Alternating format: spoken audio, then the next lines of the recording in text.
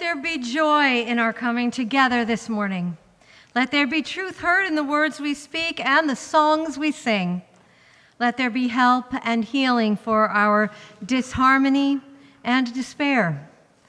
Let there be silence for the voice within us and beyond us. Let there be joy in our coming together. We gather this morning as people of faith with joys and sorrows, gifts and needs. We light this beacon of hope, sign of our quest for truth and meaning in celebration of the life we share together. And so now I would like to invite Reverend Chris up because we'd like to pay tribute to one of our very beloved pillars of the church who passed away on May 27th. Ann Boynton was a longtime director of faith development programming here and a pillar of the community. So when I first started my position here, I drove over to her house and asked her for advice. She was well into her retirement at that time, but immediately snapped in, offering authoritative and accurate remarks that went straight to the heart of faith development work and its transformative impact on children as well as parents. And through that divine spirit in her, I felt her conferring on me a blessing and an empowerment to lead the faith development programs of our church, which meant so much to her and means so much to me. So it was a really special moment for me. She is with us, I believe, each time one of you steps forward to volunteer for the sacred task of teaching faith development. And I trust that she will quickly take on the role of angel and advocate to our faith development program here as she settles into heaven. She has been and remains an enduring light for many in the congregation to this day. And I have a word from Karen Brown, our Director of Religious Education and Faith Development, who retired, and when she heard of Ann's passing, she sent this along. What I love about Unitarian Universalism is that our faith helps people understand that the concept of God rests with each individual person in community with others. Sometimes a person comes into your life and you become aware of something special about that person. Anne was that special person. Anne was an outstanding religious educator. I gathered this understanding from religious educators in our district and members of the congregation. And I also want to say that her husband, Will Boynton, they met as youth in the Universalist Church of Lynn, so they were truly swans mated for life, and Will had many, many leadership roles in this congregation. She was a tough act to follow, Karen continues, but Anne always had faith in me, and that made me feel very special indeed. She always looked me in the eyes as we spoke, and they sparkled with encouragement. And isn't that what we are all looking for? May Anne's spirit rest in all of us as we try to make this life journey meaningful, loving, and good. Keeping the faith in Gainesville, Florida, retired religious educator Karen J. Brown. May peace be upon her. Her works go before her, and she will always be spoken with honor among us for as long as memory lasts. I would like to say just one quick word. Ann Boynton understood community as very few other people in our church in the 1970s understood it. She also believed that community began with women. Mm-hmm. She started a group called Mother's Morning Out every Wednesday morning. And I'm pleased to say that both of the women that I have been married to were members of that group over the years, and both learned a lot and got out from it and made lifetime friendships, nice. Which is a really really wonderful thing. My name is Trish. Surprisingly, this won't be about the choir, although it could easily be. But the church has run a program that matches up older people and younger people. And my daughter Katie was very fortunate to be matched up with Ann Boynton as her mentor and support person. And Ann was just fabulous, warm, encouraging, supporting, loving, you know, really, really great. And I don't know, they met for many weeks. I kind of forget the mechanics of how it worked, but it was a relationship that meant a tremendous amount to Katie and that continued way after the program ended. So we're very grateful in my family for Ann Boynton. Oh. I also have to say something about Ann. She was an inspiration. When I first came to this church, I remember there was a final service with the children and Ann, and I thought, I want to belong to that church. She inspired me to teach, and she inspired me to leadership. She was an amazing, dynamic, enthusiastic woman. Indeed. Love this. Thinking of Ann, this is how Ann was the one that introduced me to the church. I had a friend who was a Unitarian, and I had 5 little kids that I was taking care of, and sometimes pulling my hair out. And she said, you should go to this Mother's Morning Out at the Unitarian Church. She said, it's great. They have free babysitting, and you discuss. And I thought, I don't know anything about it, but free babysitting and discussing something with adults. Right. And that was my introduction to this church. And she had me, before you knew it, I was on the religious ed committee. I was teaching. I was on the Ferry Beach committee. I mean, Yeah. She just pulled you in such a loving, happy way. And she would be delighted, absolutely delighted. I came back to the church, I don't know when Barbara, hold the she mic. was still here. And I said to her, you know, Ann, all of those things that you taught the kids, because my kids grew up in this church, my daughter was married in this church, and I said, they hold on to them, and they're all in public service jobs, and they all do the things that you talked about. And she had tears rolling down her cheeks, and she said, thank you for telling me this, that what I did was of value and lasting. And it certainly, she would be crying here today to hear this, people talking about her this way, and thank you. Thank you. And Anne got so many people to Ferry Beach for yearly retreats. I mean, like a week-long retreat. And so that's another one of her legacies. When you go to Ferry Beach, as you should, that's a seed that Anne planted in this congregation. Hi, as many people know, I came here from Melrose and was involved with a sorority in Melrose that ran a consignment shop, the Kappa Delta Psi shop. And one day, when I first came to the church, where I always sat in the same seat every week, Ann Boynton was next to me, and she was commenting on my outfit, which had, of course, come from the Kappa Delta Psi consignment shop, where 90% of my clothes came from. And she never said, oh, I know those were second. She was very, and then we realized when we saw our name tags that we knew of each other from the sorority, that we had never worked at the shop at the same exact time. But she lived in Melrose, right near where my daughter lives at this point. So she was well known there and well respected, and liked my outfit.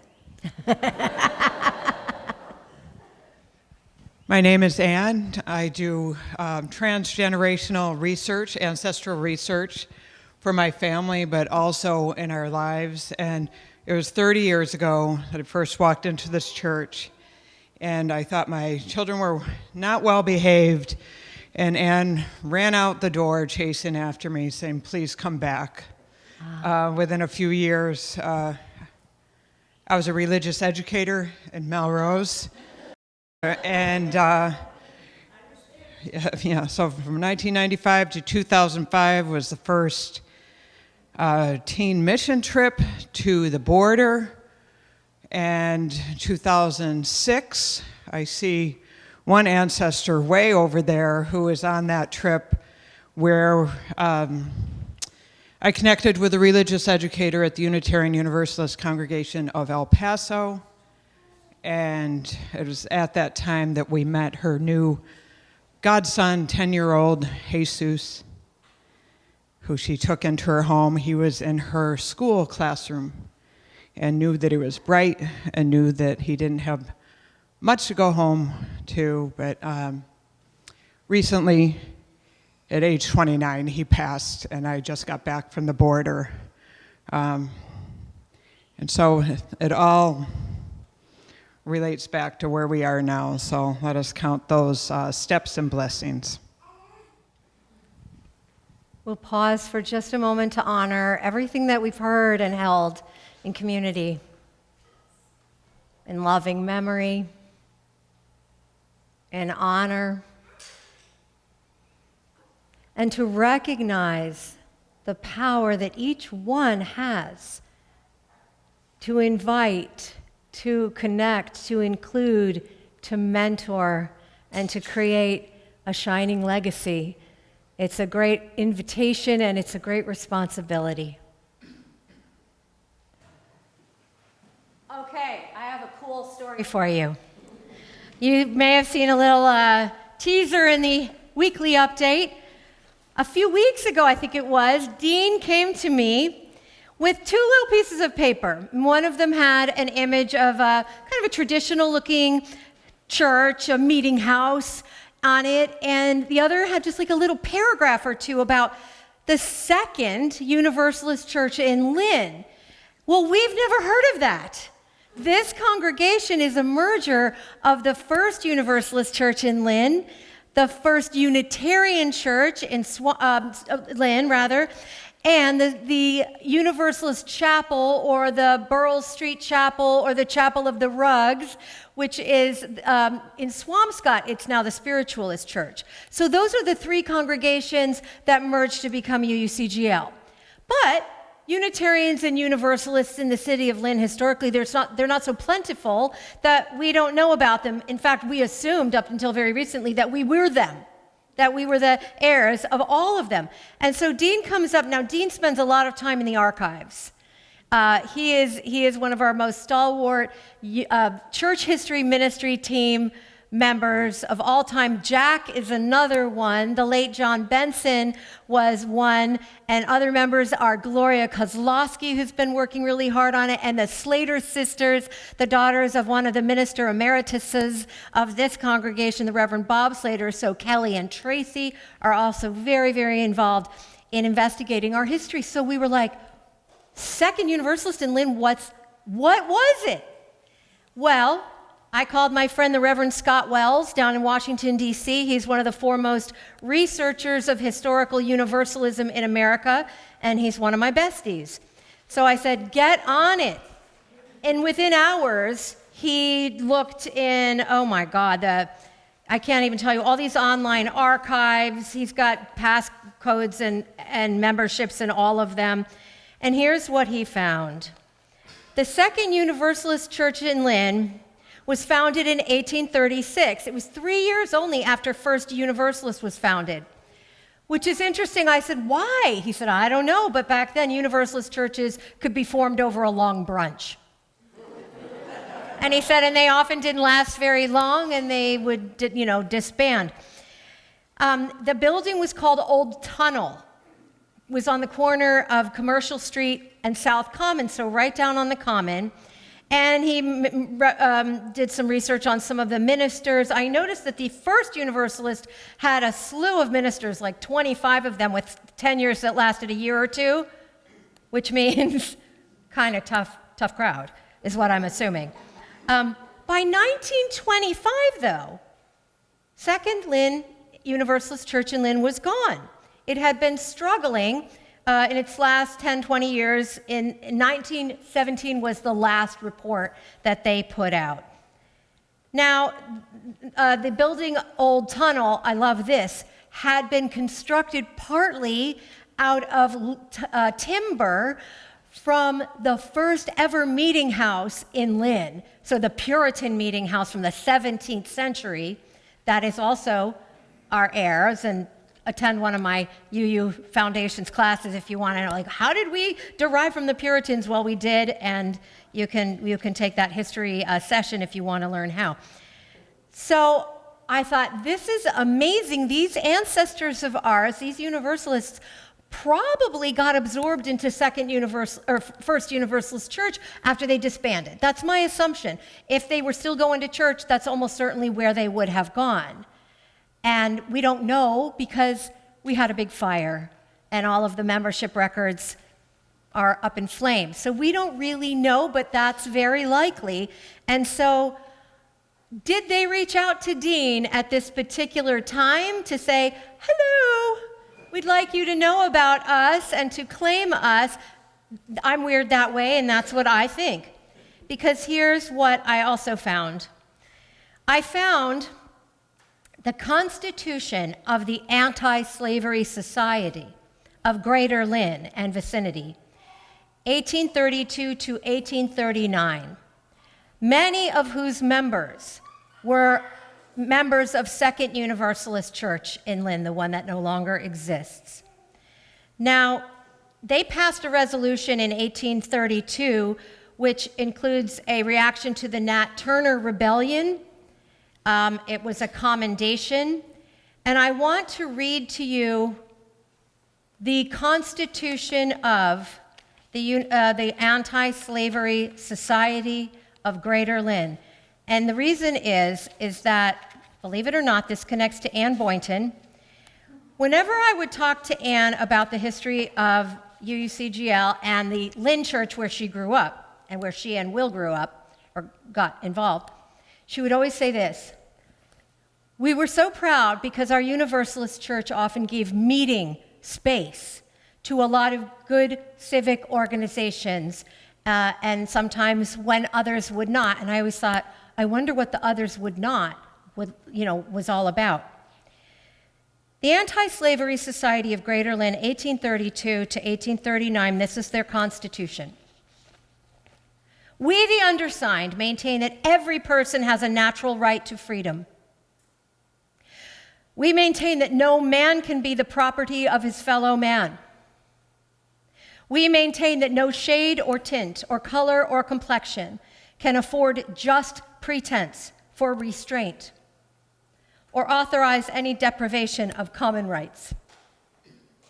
We maintain that to deprive any person of liberty or to subject him to any inconvenience in person, property, or privilege for the sake of emolument, revenge, or fancied superiority is injustice and oppression. We maintain that it is our right to advocate the cause of all men, and of course they imply all genders, whether they are white, black, or red, whenever and wherever we find them injured or oppressed, always preserving a proper respect for public opinion and the laws of the land. With these views, we form ourselves into a society by adopting the following. So they name their goals to endeavor to establish the abolition of slavery in the United States, to improve the condition of free blacks, to obtain for the Indians and blacks the enjoyment of their natural rights, and an equal participation in civic privileges with white men, white people.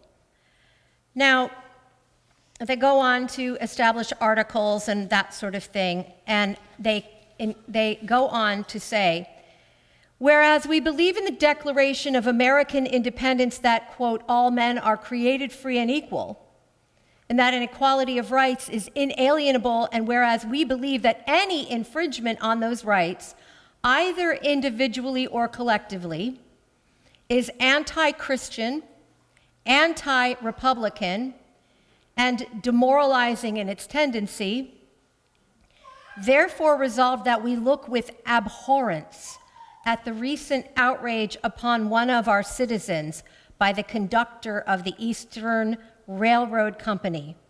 And they go on to cite a racist incident that they speak very strongly against.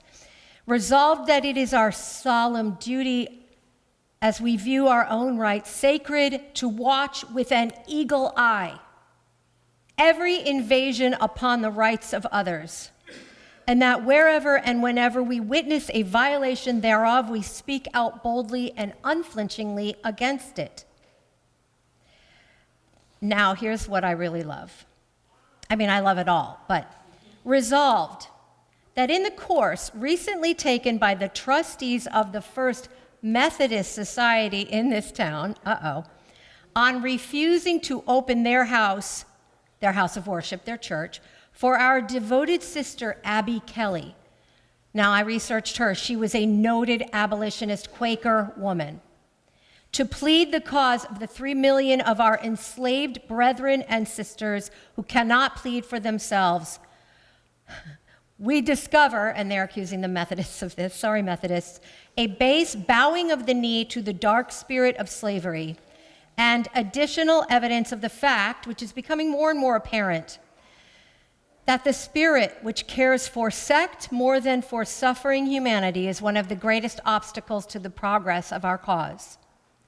Resolved that those, quote, professing Christians who are thus in different cries of the oppressed are unfaithful to the cause of him whom they profess to follow, agreeably, that's Jesus, to his emphatic declaration, inasmuch as ye did it is not unto one of the least of these my brethren, ye did it not unto me. Resolved that the magnanimity of the Second Universalist Society in this town in granting the use of their house for an address by our beloved sister furnishes a striking and gratifying contrast to the servility of their Methodist brethren.